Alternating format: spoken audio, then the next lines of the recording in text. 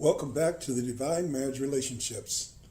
We welcome you, and we are glad to have everyone who is watching and who's listening at this particular presentation. Today I'm going to go a little different route because of some things that I have heard and experienced that have been told to me.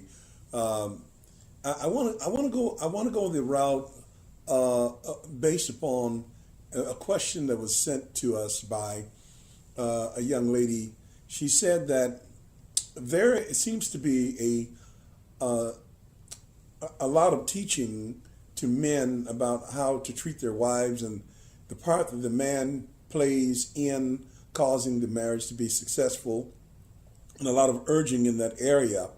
And there seems to be an increasing number of men who are going all out to love their wives and publicly declaring how much they love them and being very thankful for their wives. And then the lady asked, she said, well, when is somebody going to start talking about the women? And because some of these women need to be talked to about doing what they're supposed to do too. And so I heard that comment, and then I heard in the same week, I heard a comment of a lady who advised her daughter to get rid of her husband and not to put up with the husband. Then I heard another a thing on Twitter where a woman kneeled down to her husband's knees, and he picked her up and carried her into the next room, and everybody talked about what a loving sight that was.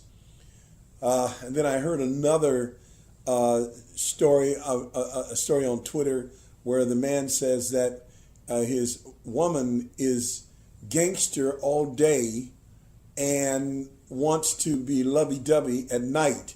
And then the statement, "Get away from me, Tupac." In other words, she was like a gangster. In other words, what they're saying is that there's some women and some wives who can make it very hard for a husband to be like the husband that we have been describing. And they can make it very difficult. And we need to discuss that reality. We need to discuss that reality. Yes, there needs to be something said to the wives. And in our counseling, and we have experienced men who tell us some pretty gruesome stories about their wives being independent and their wives being not so affectionate and not responding to them and not responding to or being thankful for all the things that they do in life to create a happy life for their mates. But the wife is not responding. And there's some even people who in Washington and in the Congress, and I think there was even one president of the United States whose wife only came on the scene just as a front, but behind the scene, there's no relationship there. There's no relationship.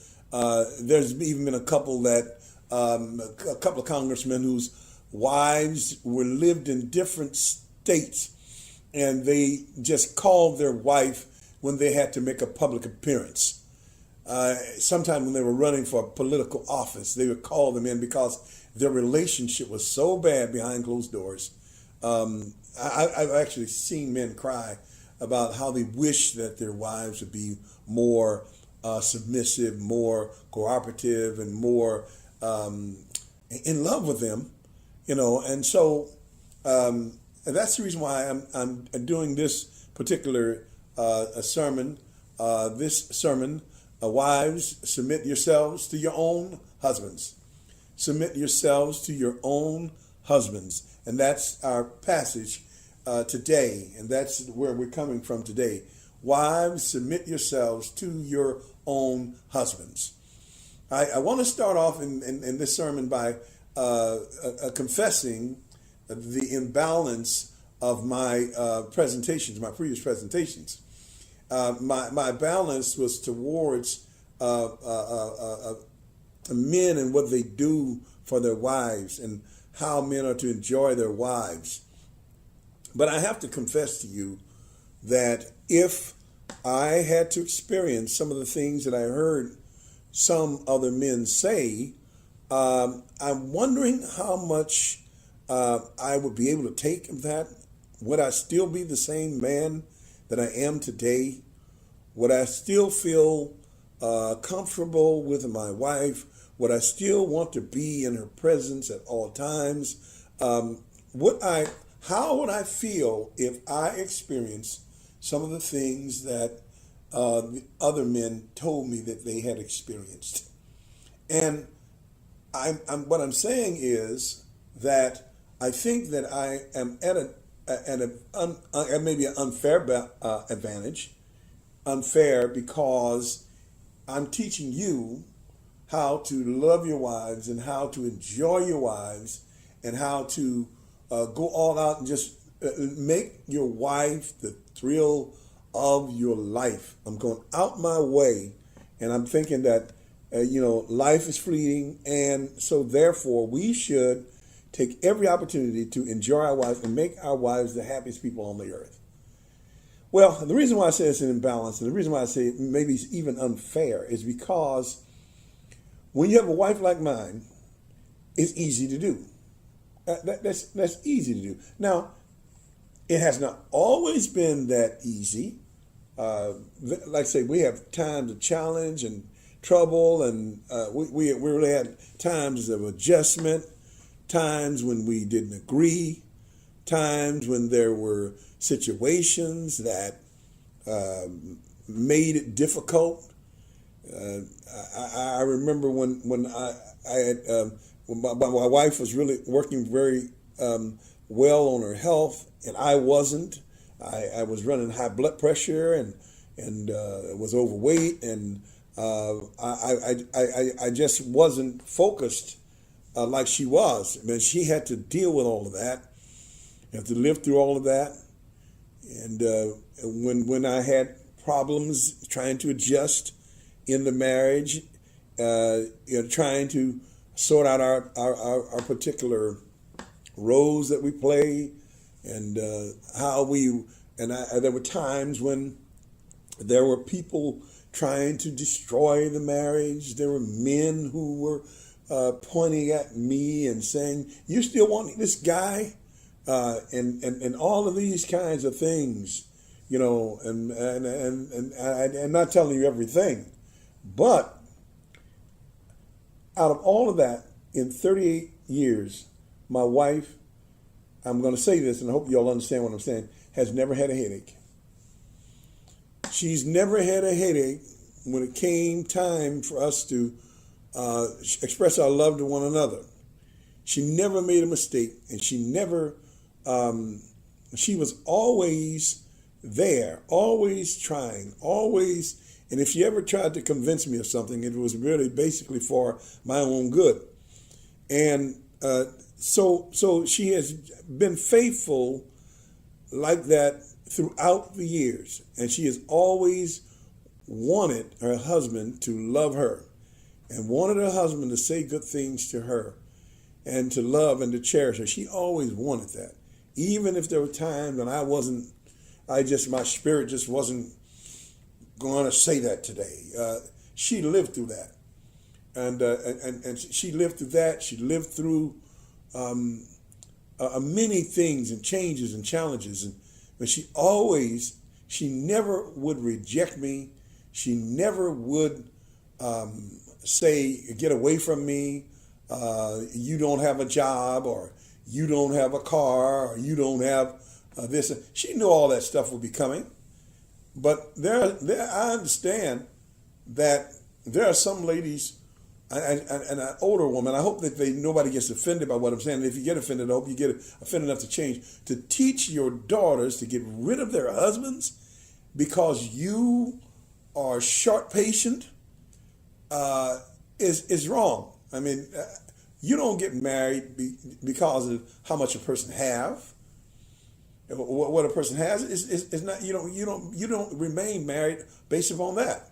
If he doesn't have a job, or if he's down on his luck, or at the time, or maybe he's a little sick or something, you don't get rid of your husband. You don't teach your children to get rid of the husbands, and you don't get rid of your husband because he's what we call down on his luck right now. Marriage is not based upon that. It's not based upon that. So what I want to do is I want to encourage the ladies to come on and get with it. Get with the program. Get with what he's trying to do. Get with your husband. Show your love and submission to him. Show how much you want to be his wife. It takes two to make this reality, love a reality. It takes two to do that. It can't just be one of them who is madly in love and doing everything, and the other one is doing everything they can to tear the relationship up. That is one of the worst situations you can be in. For one to be madly in love and the other one be mad at the one who's in love. So we don't want to do this. Ladies, get with the program. If you've got a husband who is alive, who wants you, who loves you, and wants to make the best of life with you, then cooperate with him and enjoy your life. Enjoy your marriage. Enjoy your husband. Pick up and do all you can to put logs in the fire. If you're making a fire, the fire of love, then you should put, he may put some logs in there and they burn those logs. Then you can put some logs in there and burn those logs. And when you both put the logs in there to burn the logs, then you have a beautiful, warm, bright flame of love. And you can enjoy that. You can enjoy it. You can feel the warmth of the love. Let us all take advantage. So ladies, come on. Women, do your part, is what I'm saying. Do your part and play your role right.